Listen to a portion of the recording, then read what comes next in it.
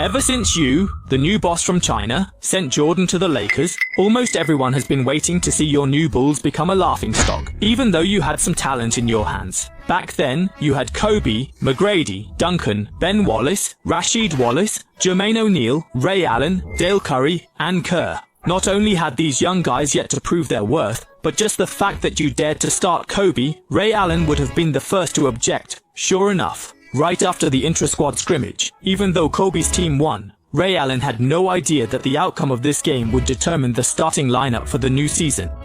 He exploded in protest, unconvinced. Why should Bryant start while I sit on the bench? Keeping a low profile doesn't mean I'm easy to push around. Facing Ray Allen's challenge, Kobe raised an eyebrow, confident. At worst, we'll play another game. Let's go 48 minutes. Ray, I'll defend you so hard you'll doubt your choices. McGrady added, if we'd known this was for the starting spot, would we have let you score more than 26 points? Tension between the teams was palpable, and it looked like another fight was about to break out. Enough arguing, you said. The starting lineup for the new season is my decision. He interrupted them with a smile, but his tone was authoritative. Whether you start or come off the bench, you're all vital to the team. We're a unit, no point fighting before we've played anyone else. Ray Allen, Rasheed Wallace, you're the core of our bench. This setup ensures you get enough touches. Even off the bench, I guarantee plenty of playing time. If Tim or Bryant underperform as starters, I'll swap you in any time. Same for everyone. Whoever's ready plays. The capable do more. There are over 3 months before the new season. Meanwhile, we have Summer League and preseason games for evaluation. The final lineup won't be set until late October.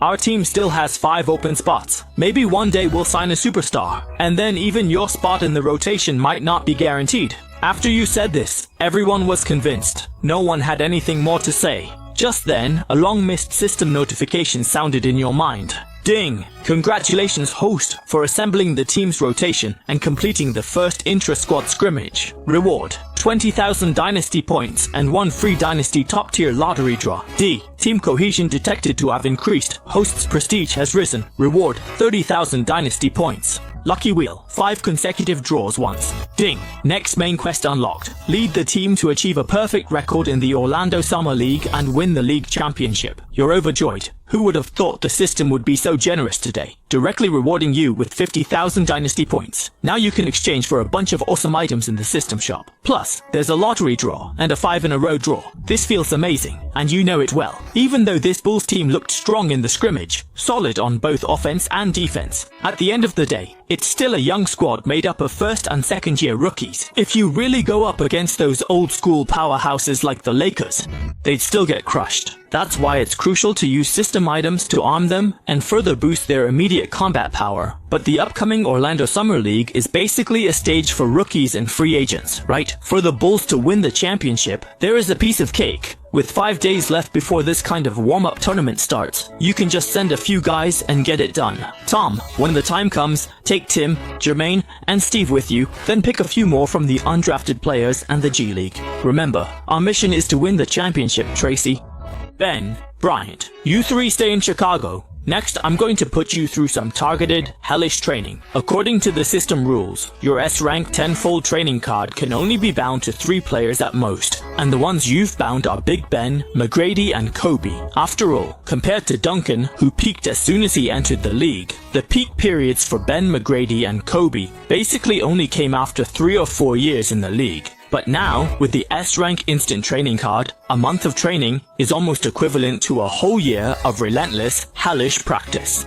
The effect this will have on the 3 of them will be immediate and dramatic. You firmly believe that by the time the new season starts, Ben will have completely transformed into a defensive player of the year level super blue-collar center, while Kobe will directly become the version from the OK Duo and the 3-peat era, the superstar shooting guard who averaged 30 points per game. As for McGrady, he will fully replace Scottie Pippen as the league's new #1 small forward. McGrady's mesmerizing unstoppable isolation plays, combined with wing defense on par with peak Paul George, will absolutely shake the entire league. On July 6th, with only 2 days left before the Orlando Summer League kicks off, assistant coach Tom Thibodeau has already taken Duncan, young O'Neal, and second-round pick Bob Wells, along with a few undrafted undrafted players and free agents, they boarded a private jet to Orlando. That afternoon, you were at the Western University basketball training facility, overseeing McGrady, Ben, and Kobe, when you got good news from Shaolin. Coach Jiang from home had already helped with the Basketball Association. The representative sent by President Stern also reached an agreement with them about the Bai team's center, Da Ji, who was expected to report to Chicago within a week. Excited, you pumped your fist. Finally, the NBA was about to welcome its first Great Wall from China. Coincidentally, you had previously drawn a one-way attribute boost card called Great Wall of China in the system's 5 consecutive draws. This boost card had strict requirements for the target player.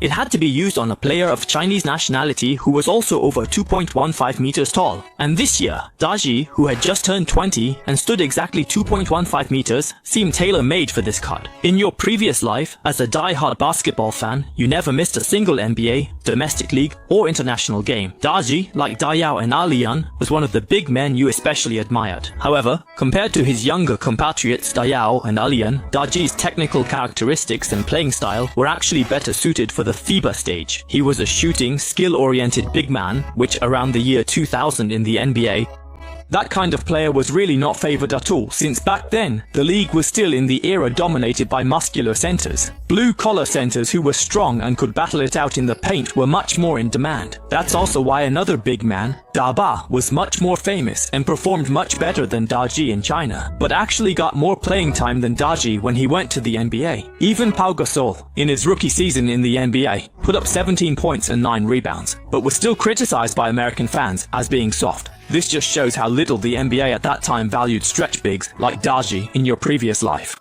In 1999, he was selected by the Mavericks in the second round. At the time, head coach Don Nelson was very optimistic about Daji because he saw shades of Dirk Nowitzki in him. Unfortunately, Daji didn't have Nowitzki's luck, otherwise he wouldn't have spent 5 seasons in the NBA, accomplishing nothing, and even got kicked off the Chinese national team for sneaking into the Rose team during the Summer League. From this incident, you can see that Daji wasn't unpatriotic. He just had ambitions that were too high, and was determined to make a name for himself in the NBA, the highest stage of basketball. In your view, Daji had the talent to make a name in the NBA, and could have become the next Nowitzki, even reaching or surpassing Yao Ming's achievements in his past life. He didn't succeed in the NBA mainly due to 2 reasons: bad timing and not adapting to the environment. If Daji played in today's small ball NBA, a 2.10-meter big man who can shoot, has good footwork, creates his own shots, has a career 3-point percentage near 40%, and doesn't face intense physical play, he'd easily be an all-star level backup. Now, with you as a Chinese owner and the powerful system as a cheat, Daji's NBA future is bright. Most importantly, Daji is just 20, in his prime, already making a name on the Bai team, averaging 21 points and 8 rebounds per game, leading them to 2 straight championships. Back in the 1996 Atlanta Olympics, Daji had already represented the national team, and during the game against the Dream Team 3, he delivered a stunning block on the Admiral, David Robinson. It was from that moment that Daji caught the attention of NBA scouts. As for Yao Ming, who was born in 1980, he's more than 3 years younger than Daji, and is probably still working his way up in the youth team of the Shanghai Sharks. After reporting the good news about Daji, Shaolin suddenly furrowed her brows slightly and said a bit awkwardly, "Boss, the team has been spending money like water lately. The acquisition cost us $720 million and we're partnering with the government to build an arena. We also spent over $60 million more, and with refunds to fans, ticketing, players' food, clothing, housing, transportation, assistant coaches and management salaries, press conferences, and PR. These costs total over $10 million.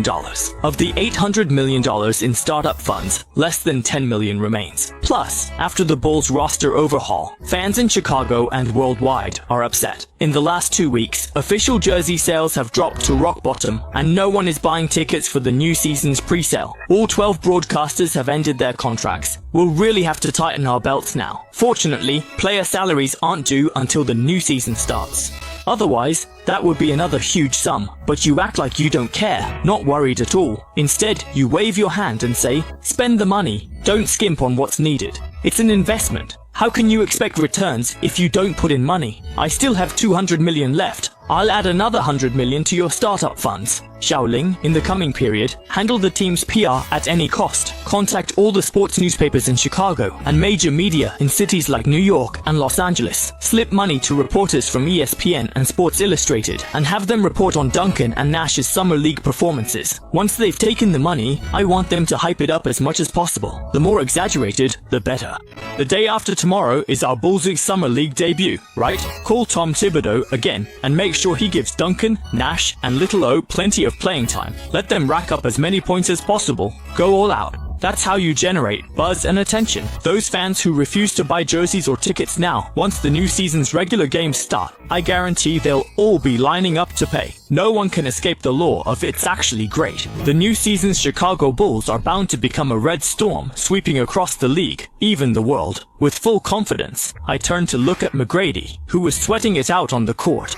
Kobe and Big Ben both had looks of anticipation in their eyes. In just a few days, Big Ben's muscles had already grown noticeably thicker, his physique now as defined as a coiled python. McGrady's weight had soared to 100 kilograms, yet his body fat percentage had actually dropped, and his athleticism and coordination hadn't been affected at all. Meanwhile, under your S-level shooting guidance, Kobe had corrected his shooting form, his hand position becoming more and more textbook, and his three-point shooting percentage was climbing rapidly. You nodded in satisfaction and even gave Xiaolin a wink, signaling her about the training progress of these three guys.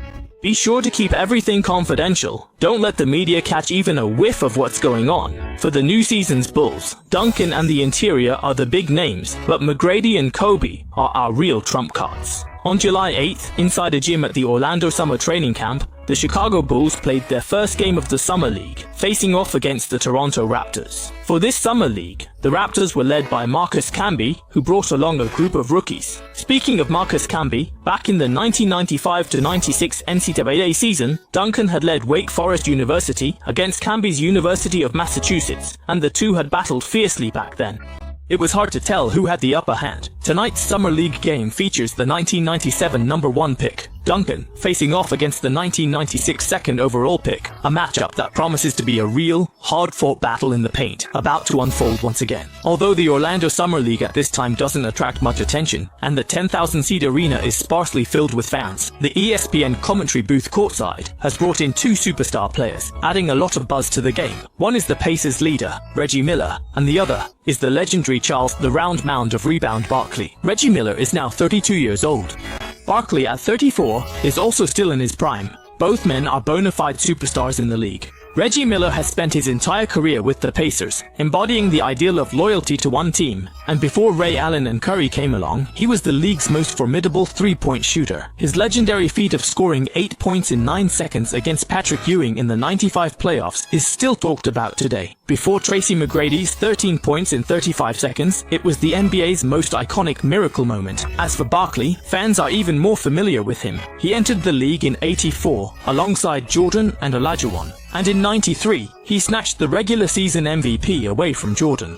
Barkley's historical standing is clearly a notch above Reggie Miller's. Last season, Charles Barkley, determined to take on the Bulls' Big Three after Jordan's return, resolutely left the Phoenix Suns, where he had played for 12 seasons. In Houston, he teamed up with Hakeem Olajuwon, two regular season MVPs joining forces, instantly making the Houston Rockets the strongest title contender outside of the Bulls. Unfortunately, in his first season with the Rockets, Barkley was plagued by injuries, playing only 50 regular season games and seeing his scoring average drop significantly. In the original timeline, both Barkley and Olajuwon began to decline starting in '97. The Rockets' record got worse year after year, and their hopes of winning a championship vanished. But in this parallel world, with your arrival, who knows what kind of butterfly effect might occur. If peak form Barkley and Olajuwon could team up for another year, the entire league would likely be thrown into chaos. From your perspective, this actually seems like a pretty interesting challenge. What's more, the Houston Rockets are a Western Conference team, so they could help the Chicago Bulls wear down the Los Angeles Lakers, even though Reggie Miller and Barkley haven't retired yet, and certainly haven't gone to ESPN or TNT to become commentators. But the fact that they showed up as commentators at the Orlando Summer League during the offseason already revealed just how obsessed and passionate these two are about basketball commentary. Of course, there's another, even more important reason why Reggie Miller and Barkley are here tonight as commentators. Someone paid them to be here. And who is that person? It has to be you, the new owner of the Chicago Bulls. You paid Reggie Miller and Barkley to commentate, with one goal in mind, to hype up Duncan and O'Neal to the max, to the point where they'd shamelessly praise them to the skies. Even though Reggie Miller and Barkley are both huge stars, they make tens of millions a year and aren't short on cash. But if someone offers them a few $100,000 to guest commentate, a job they love, and it helps their post-retirement careers, who could say no? As long as you're thinking straight, you wouldn't refuse. With the game not started, and Bulls and Raptors players still warming up, Reggie Miller and Barkley are already at the commentary table, staring at each other, rubbing their hands, swallowing in anticipation, and starting to hype things up. Hey Reggie, who'd have thought we'd be so like-minded?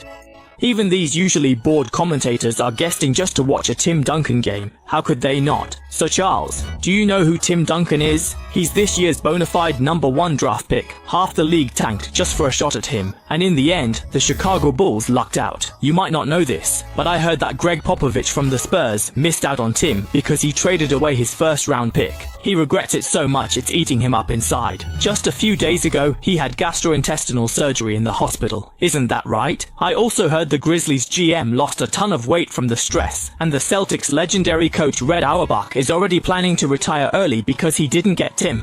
Speaking of Tim Duncan, he's absolutely the best #1 pick in the last 10 years. He's got the title of greatest power forward in history locked down. Even Karl Malone has to take a back seat, that's for sure. And not just Karl Malone. Even my old Rockets teammate Hakeem Olajuwon, with his back-to-back finals MVPs and championships. As great as he is, compared to Tim Duncan, he's nothing. Just a pile of crap, the kind you find on the side of the road, with flies buzzing around it. By the end of Barkley's rant, Reggie Miller couldn't help but twitch at the corner of his mouth. This guy's laying it on a bit thick, isn't he? If Olajuwon heard this, he'd probably want to roast Barkley over a spit. The ESPN producer in their earpieces quickly chimed in, reminding these two old guys to watch what they say and not go overboard. Alright, enough talk. Let's get to the game, which is about to start. Charles, give us your prediction for tonight's game. Barkley rolled up his sleeves, looking excited. Making predictions is his specialty, nothing to it. The Bulls will beat the Raptors by at least 30 points tonight, and Tim Duncan is absolutely going to have Marcus picking up his teeth off the floor. If Tim doesn't put up at least 40 and 20 tonight, I'll livestream myself kissing a catfish's butt at the season opener.